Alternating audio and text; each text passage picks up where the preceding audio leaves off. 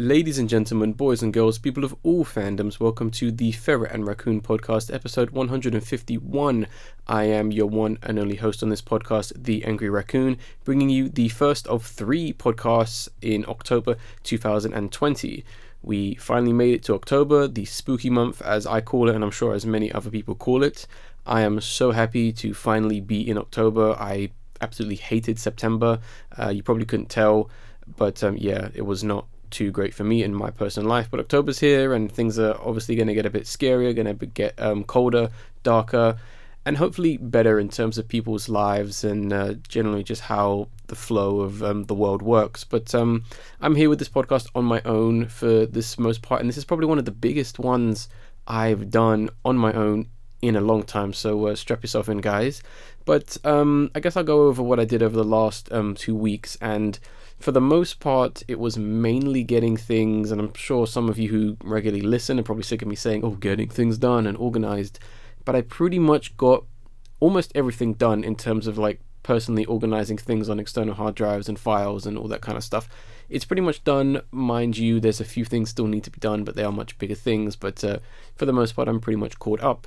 I mainly did most of those things in order to have everything done just in time for Crash Bandicoot 4, It's About Time, finally released October 2nd, and I've been playing it for a little bit. I haven't played it as of today, as of me recording, but I'm pretty sure by the time this podcast goes up, I will be playing it, and I'll kind of give my opinions and thoughts on it so far, because I'm not too far into it. I won't say how far I'm into it, or what I've seen, or what I've discovered, or whatever, because the game is still pretty fresh, it's pretty new, but from the little I've played of it, I'm actually really liking it. It's actually pretty good so far. It's very challenging, and my only real issue with the game so far is that, and I've seen so many people also mention this as well, because it kind of seems to be affecting both new fans or people who aren't as into, let's say, the series or platforming or 100%ing, and the hardcore fans and the people who are completionists, which I kind of fall into both lines to some extent.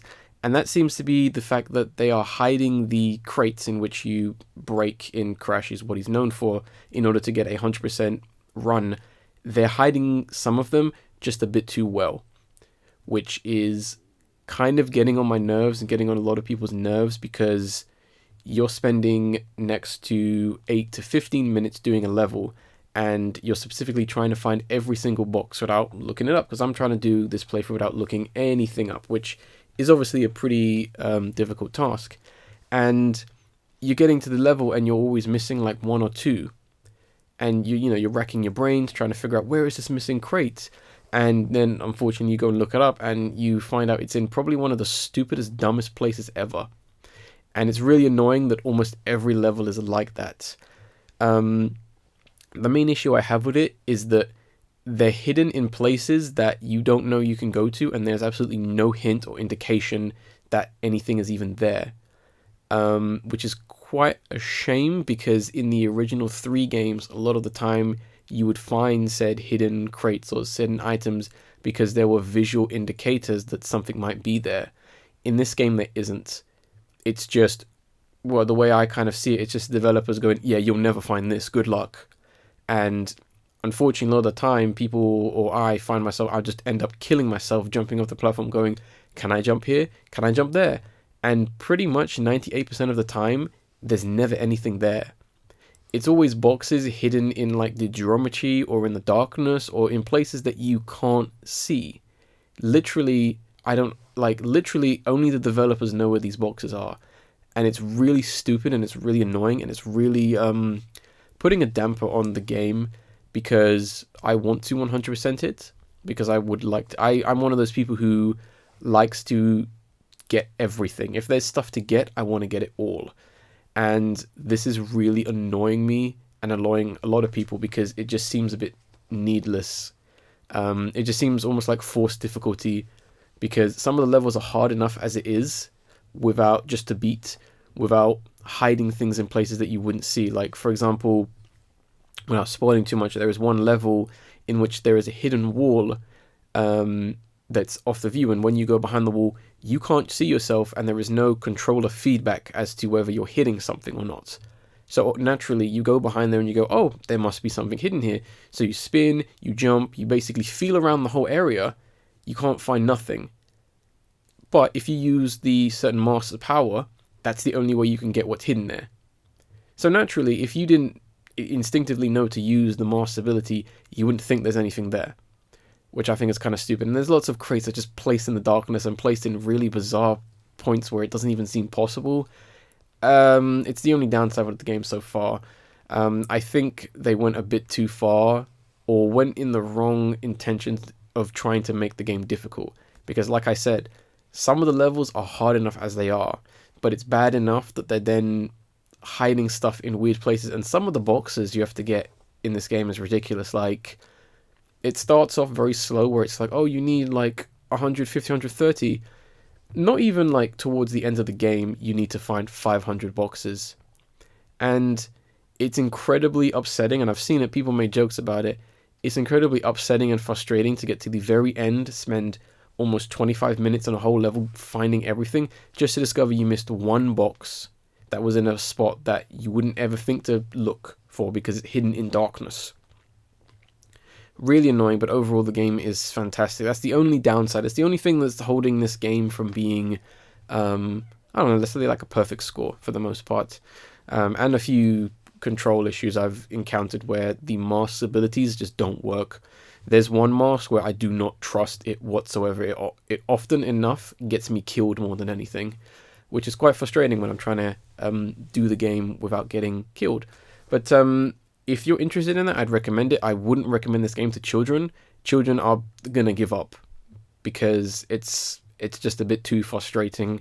I even find it frustrating, and I consider myself a bit of a platformer connoisseur, but I think as of right now, it's just needless difficulty with the crates and just some things just not working. But I'm happy with it. I will maybe get it finished by the next podcast. If so, I'll give a slight update if people want to hear that. The only other thing I saw as well was I finally watched the film Tenet, corrected by Christopher Nolan, and I went and saw this with a group of friends, one of which who might come on the podcast to talk about their thoughts on Tenet. And I'll be honest, I thought this film was okay. I stopped looking up information on the film when it got closer to its release date, and I think the biggest thing, or the biggest takeaway I came away from the film was that it was very, very messy. And not in a sense of it not making any sense. I'm talking about just story structure, and characters talk way too much, and it's constant exposition, and that honestly could have been reworked in a much better way. The concept is great, but it just doesn't work, especially when you are constantly told about how it works and then not told about how it works, especially when they just start throwing out theories. Because the biggest problem with this film is that Christopher Nolan essentially tried to make an understandable film out of a theory, which doesn't work, if that makes sense. Like, you can't really do that. And yeah, there's lots of things that just don't really work. But I mean, in terms of cinematography, fantastic. Performances, fantastic. But overall, I think it just falls short, and it kind of comes across as being very disappointing. I don't know I haven't looked up reviews, so I don't know what the consensus is. I don't know if I'm in the majority or not. But yeah, I didn't really enjoy it, to be honest. Which is a bit of a shame, because I was really looking forward to it, because it was like I said, a really good concept, and Christopher Nolan is someone who could do that. But no pun intended, I think he needed more time to work on this film and just kind of like rework it. So yeah, that's my 2 cents on the film. Talking about things that happened over the last fortnight in terms of other smaller stories, the main one I want to mention, kind of staying with video games just for now, is Super Smash Bros. Ultimate revealed another character joining the roster, and there's going to be Steve from Minecraft Club, as well as other characters in the Minecraft universe, which, I'll be honest, I didn't see this coming, because I thought it was going to be Crash Bandicoot. And the reason I thought it was going to be him was because the reveal of this new character in Super Smash Bros. Ultimate was for the 1st of October. And Crash 4, It's About Time, was going to be released October 2nd. So in my mind, it made perfect sense and it would have been an excellent marketing and hype way to kind of promote Crash and the series even more. That was kind of like my thinking, that it was like, this is like the ultimate advertising thing. It's all about Crash right now. But it wasn't. But I still think he's going to go in, so maybe next time. And the trailer itself I think it was quite cute. I love how Steve fights in a way that's more like defending himself, and that the tools at his disposal essentially benefit him in said fight, as well as, being competently for him to, basically fight. As well as it being, essentially faithful references to him and the game and the series for the most part. So it actually works pretty well. Very much like Isabelle from Animal Crossing, where she doesn't really fight. She kind of just uses items to kind of defend herself, and she just happens to be able to hit you or knock you out, that kind of stuff. And it is interesting that it is Minecraft, because Minecraft is still pretty popular, whether you want to believe that or not. It's even more so in the meme culture. If you ever look up, let's say, meme compilations or stuff like that, and typically they're either playing like Minecraft music or like, adding some kind of Minecraft edit where, all that kind of stuff. So it makes perfect sense to include it. It's still pretty popular, and it is a key figure in modern gaming history. And at this point, Smash is basically about celebrating video gaming. So it makes perfect sense that he's in this, and yeah, sure. I think he's a good addition. I'm not upset or anything like that, but it certainly was a bit of a surprise. Moving on to news stories and topics, I have the trailer that I was saving from last podcast, and that's going to be the trailer for Wolfwalkers, directed by Tommy Moore and Ross Stewart, who essentially are key figures for Cartoon Saloon, the studio that made The Secret of Kills and Song of the Sea, which are very underrated animated films that are very much steeped in Irish culture, history, and folklore. And this, believe it or not, is possibly one of my most anticipated films of the year right now. There are two others, but I do not think they are going to get released this year.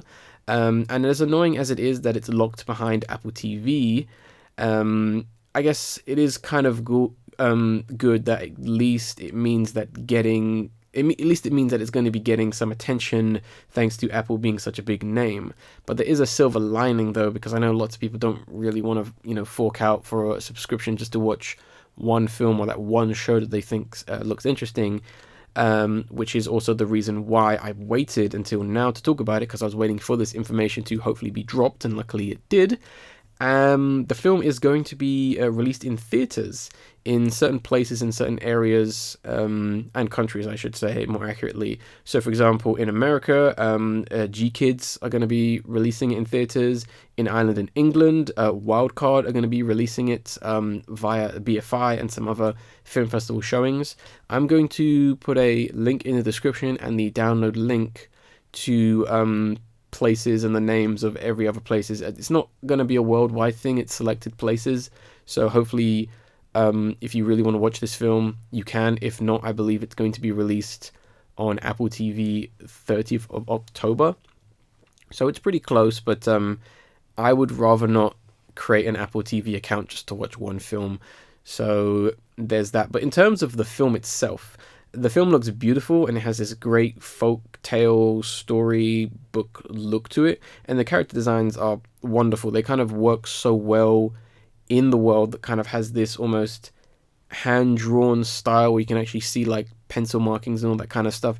It looks beautiful, and it's very varied in terms of its color. Most likely his most like colorful and most vibrant film so far, which I absolutely do love. Visually, it's impressive, and the animation is so creative and so fluid. Like there are some shots already in the trailer that you see that just have like this great emphasis on, I guess, visuals and shapes and just that fluidity. Like, for example, the scene where both the main characters are kind of rolling in the leaves, and you kind of see that almost like circular shape and that sort of like spinning motion. It's fantastic stuff, and there are other visuals that you can see in the concept trailer. But although I will say, watch the concept trailer at your own risk, because it might spoil the film to some extent. And it is really interesting. I mean, much like I previously said, Cartoon Saloon's films or feature films, they're based on like Irish history and folklore, which is already very interesting. You know, that's a thing and it's actually being put in mainstream media, but also it's going to be interesting to learn about, because I do not know about the history or the folklore legend about like Wolfwalkers, these people who are wolves and can become wolves to some extent. It's honestly quite fascinating to actually get more exposure about that kind of stuff. And I do kind of feel like this might be their darkest film, as the main character, who I believe is called Robin, she and her father hunts wolves. So there's obviously lots of implications there, and other situations that I think could bring up other interesting scenarios, such as the relationship Robin has with the Wolfwalker. I do not know how you pronounce her full name. I did look it up. I don't know how you pronounce that. You know, her father and other people, and how people relate to, you know, her being a wolf hunter, and even possibly becoming a wolf, as it's kind of hinted in the trailer, which could be interesting to see how that plays out. But so far I'm really impressed. I really hope it's going to be good. I'm already looking forward to the art book that comes out really soon. So hopefully I get to see the film, because I know I'll be able to see it very, very soon. So hopefully I'll have my thoughts for next podcast. Already the next podcast isn't out, but already it's pretty exciting, especially because I got some things planned. But next trailer we're going to talk about, sticking with animation for now, is going to be The Croods 2, A New Age, which is its subtitle.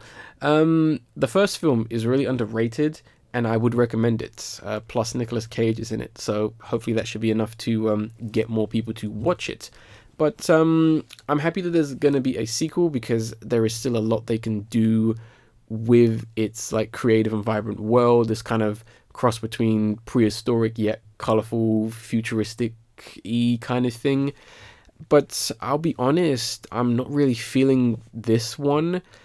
It's a little too safe in terms of its story, and that's that I've already kind of seen this story already. The whole like, oh, everything's new and it's bad. It was kind of touched upon in the first film. I don't really think we need a rehash of, you know, new thing bad. You know, it doesn't seem like it's, you know, really applicable for this kind of film. But on the plus, it looks great, and I am interested in the relationship between this new family they show off. You know, this modern age, or like first man, or I don't necessarily know what they'd be called. This next wave of humans, you know, kind of dealing with these slightly more primitive, savage caveman family. It definitely has the potential to have a lot of very interesting concepts and situations that could be brought up, especially the relationship between the two sisters, kind of, you know, that kind of like slightly modern reference they already made, with them being like, you know, so hyped to be sisters and all like girly and that kind of stuff. It is interesting, and hopefully that stuff is what is going to make the film great at the end of the day. Next film, more surprises that I was not expecting, and that is going to be next trailer I'm going to talk about is Borat, subsequent Moviefilm, also known as just Borat 2. I thought there never would be a sequel given the success of the first film, which is a fantastic film. If you've never seen it, I would highly recommend waiting until you're of the age to see it. It's much better when you're older, and in a clever way it references how it would be impossible to have Borat just walking around and try and do a Borat film, because obviously people know who Borat is. So one thing that's very clever is that they essentially have a fictional character go in disguise so he won't be recognized. So Sacha Baron Cohen himself is kind of already playing like two characters, which is pretty interesting. And I can't wait to see how that works and is managed in the story for the most part.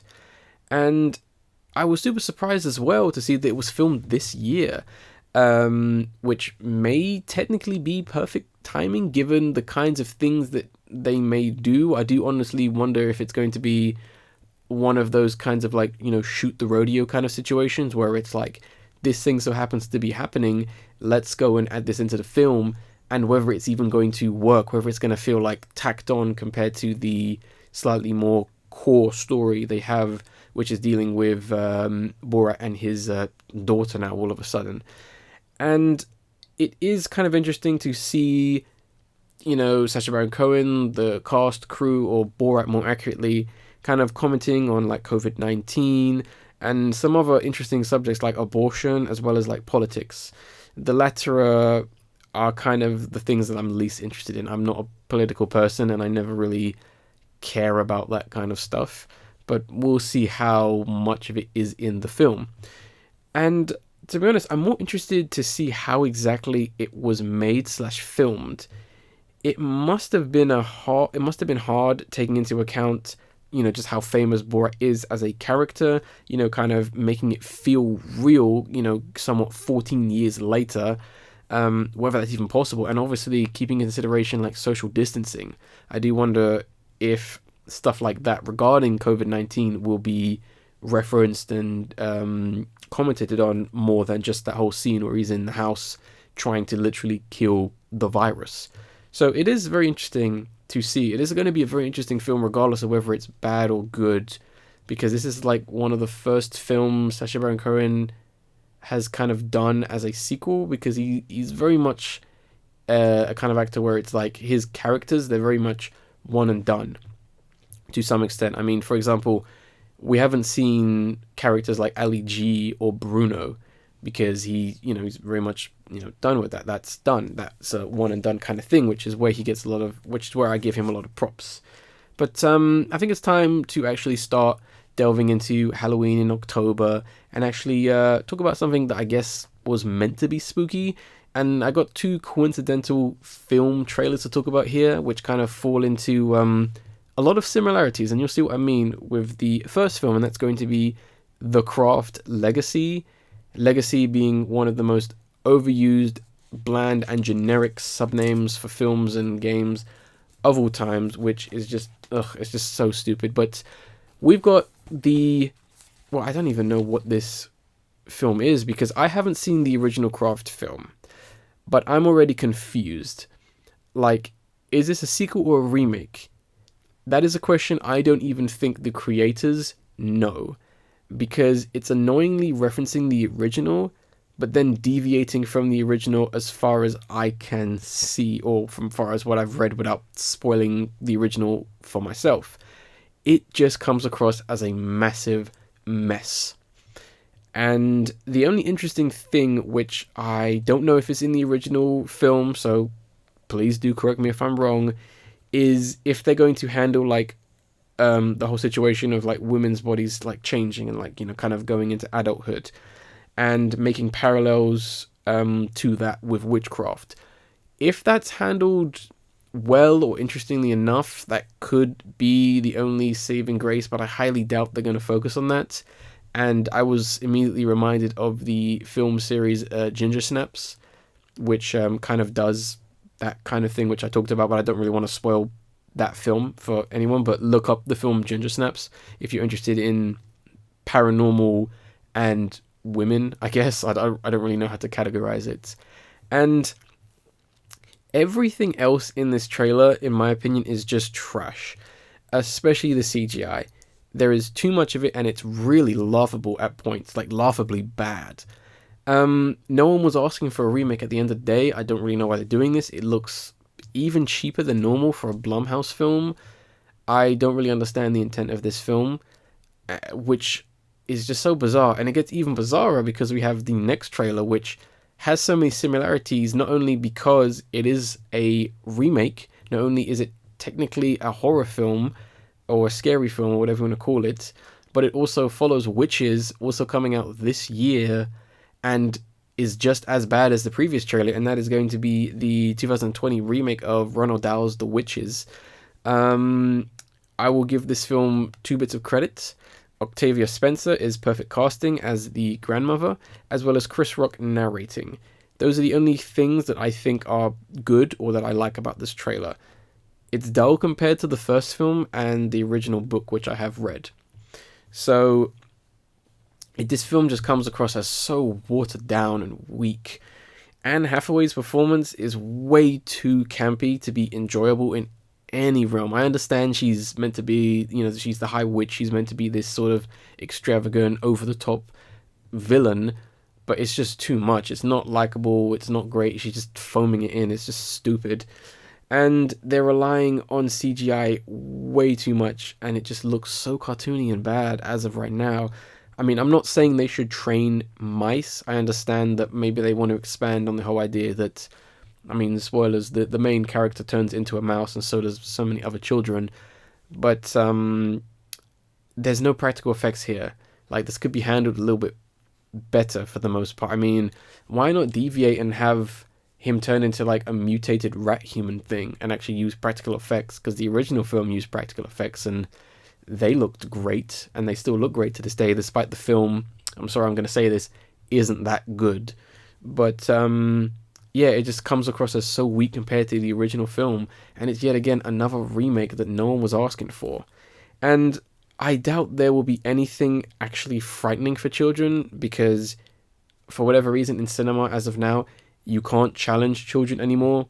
As in, you can't make anything that actually makes them think. You can't make anything that actually has like any kind of core concept, message, theme, ideas. You can't make a scary film, because obviously everyone needs to be able to watch it.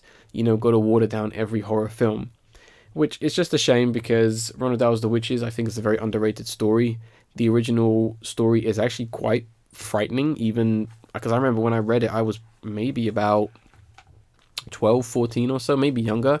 And I remember reading it, and it was quite eerie a lot of the time. And I have a feeling that they're probably going to still do the coward ending, which I think is a bit of a shame, because, well, actually, I won't spoil the ending just in case, because I would recommend reading the book if you have the time. But there's certain things I know they're going to cut in order to not be too frightening. So, for example, in the original book, the main character, when he gets turned into a mouse, he gets part of his tail cut off, which is quite unfortunate. So I highly doubt they will show that in the film, because, you know, it's quite awful. And even the ending as well is, they do something really stupid in the original film, which I'm sure they're going to do in this remake, where they change the ending of the novel, which I don't think works. But you can look it up if you want to. I don't want to spoil it. But yeah, pretty big podcast in terms of things I'm talking about. And yeah, I want to quickly apologize for any like background noise over the last few days in England. It's been really raining, like quite heavily. It's been on and off, and I think, luckily, I don't think we've encountered any rain for the most part, which is pretty good. I'm going to try and get some people for the podcast this October, because it'd be nice to have some October discussions, but I am kind of going to keep things, I guess, spooky for the most part. And we do have a video of the episode, and all the video of the episodes for this month are going to be Halloween scary horror film themed. And the first one I'm going to be talking about is going to be Kasabian with Vlad the Impaler.